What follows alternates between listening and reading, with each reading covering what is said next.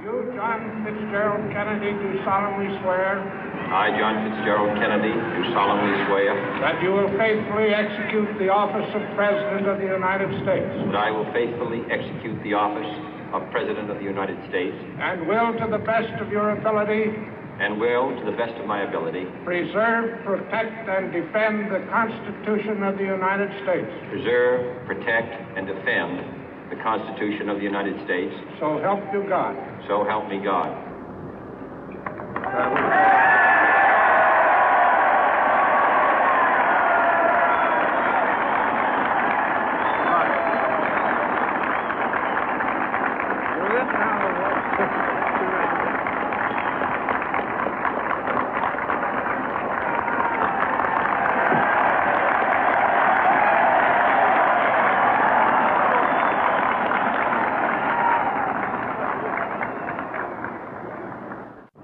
Vice President Johnson, Mr. Speaker, Mr. Chief Justice, President Eisenhower, Vice President Nixon, President Truman, Reverend clergy, fellow citizens.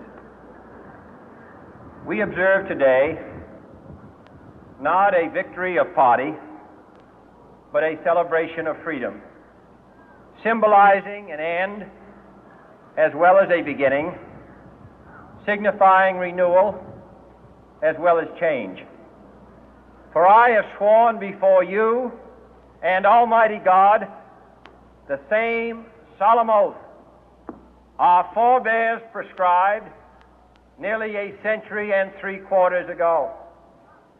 The world is very different now, for man holds in his mortal hands the power to abolish all forms of human poverty and all forms of human life. And yet the same revolutionary beliefs for which our forebears fought are still at issue around the globe. The belief that the rights of man come not from the generosity of the state, but from the hand of God. We dare not forget today that we are the heirs of that first revolution. Let the word go forth from this time and place to friend and foe alike that the torch has been passed to a new generation of Americans born in this century, tempered by war, disciplined by a hard and bitter peace, proud of our ancient heritage, and unwilling to witness or permit the slow undoing of those human rights to which this nation has always been committed and to which we are committed today at home and around the world.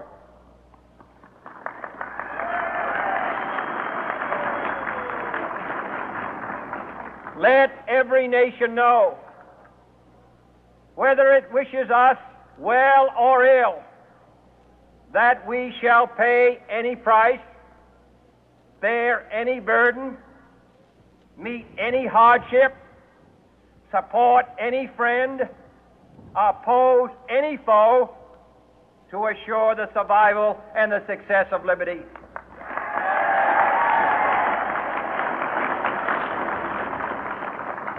This much we pledge and more. To those old allies whose cultural and spiritual origins we share, we pledge the loyalty of faithful friends. United, there is little we cannot do in a host of cooperative ventures. Divided, there is little we can do, for we dare not meet a powerful challenge at odds and split asunder. To those new states whom we welcome to the ranks of the free, we pledge our word that one form of colonial control shall not have passed away, merely to be replaced by a far more iron tyranny. We shall not always expect to find them supporting our view, but we shall always hope to find them strongly supporting their own freedom, and to remember that in the past, those who foolishly sought power by riding the back of the tiger ended up inside.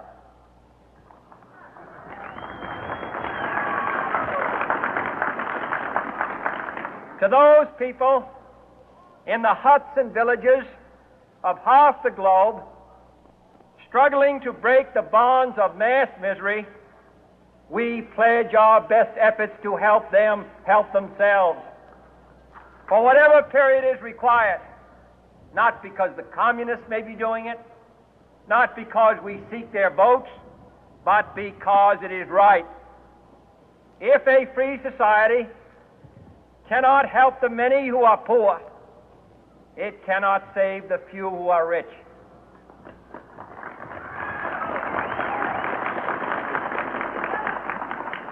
To our sister republics south of our border, we offer a special pledge to convert our good words into good deeds, in a new alliance for progress, to assist free men and free governments in casting off the chains of poverty. But this peaceful revolution of hope cannot become the prey of hostile powers. Let all our neighbors know that we shall join with them to oppose aggression or subversion anywhere in the Americas. And let every other power know that this hemisphere intends to remain the master of its own house.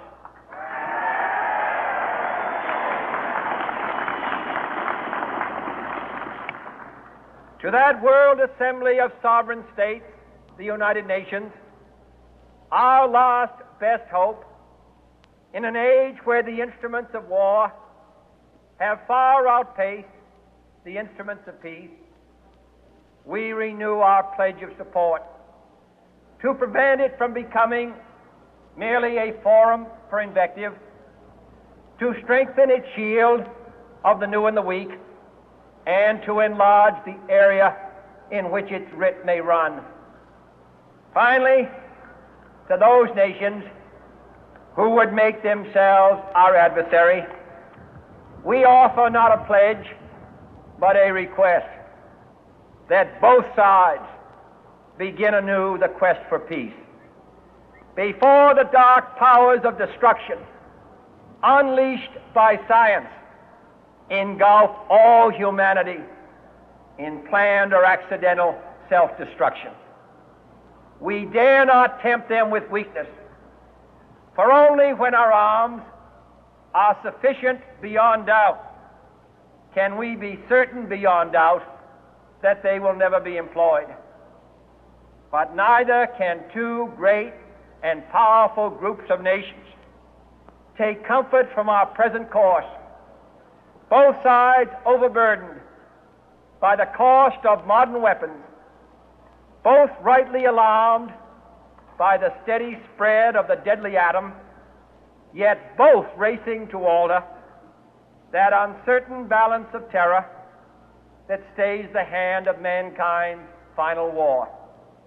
So let us begin anew, remembering on both sides that civility is not a sign of weakness, and sincerity is always subject to proof.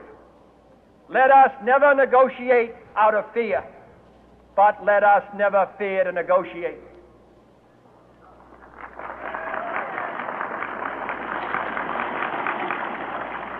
Let both sides explore what problems unite us, instead of belaboring those problems which divide us. Let both sides, for the first time, formulate serious and precise proposals for the inspection and control of arms, and bring the absolute power to destroy other nations under the absolute control of all nations.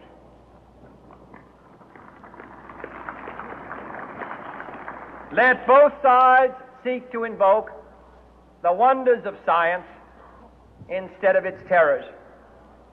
Together let us explore the stars, conquer the deserts, eradicate disease, tap the ocean depth, and encourage the arts and commerce. Let both sides unite to heed in all corners of the earth the command of Isaiah to undo the heavy burden and let the oppressed go free. And if a beachhead of cooperation may push back the jungle of suspicion, let both sides join in creating a new endeavor, not a new balance of power, but a new world of law, where the strong are just and the weak secure and the peace preserved. All this will not be finished in the first 100 days, nor will it be finished in the first 1,000 days, nor in the life of this administration, nor even perhaps in our lifetime on this planet. But let us begin.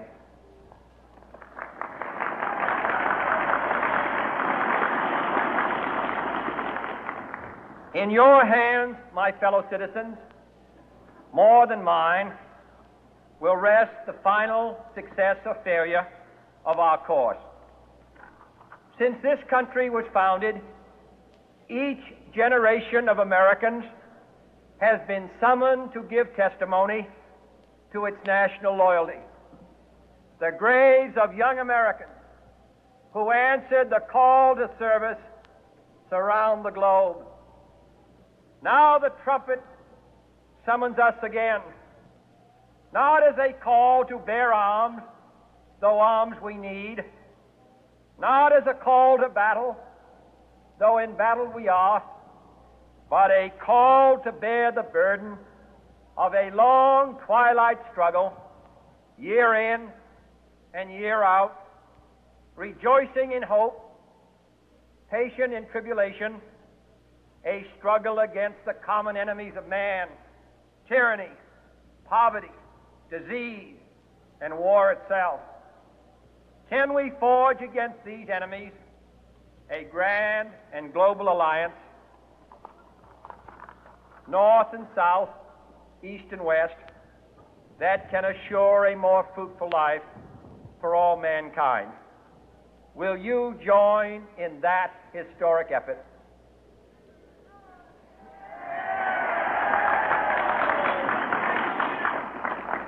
In the long history of the world, only a few generations have been granted the role of defending freedom in its hour of maximum danger. I do not shrink from this responsibility. I welcome it.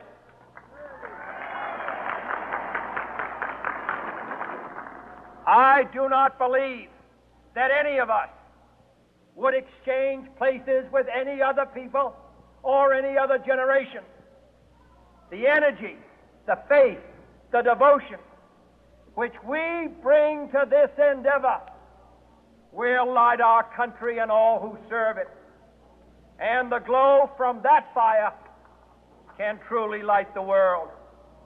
And so, my fellow Americans, ask not what your country can do for you, ask what you can do for your country.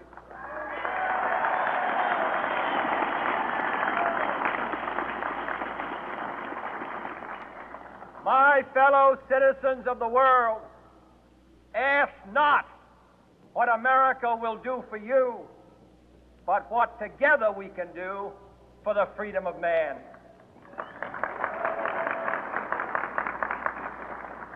Finally, whether you are citizens of America or citizens of the world, ask of us here the same high standards of strength and sacrifice which we ask of you. With a good conscience, our only sure reward, with history the final judge of our deeds, let us go forth to lead the land we love, asking His blessing and His help, but knowing that here on earth God's work must truly be our own.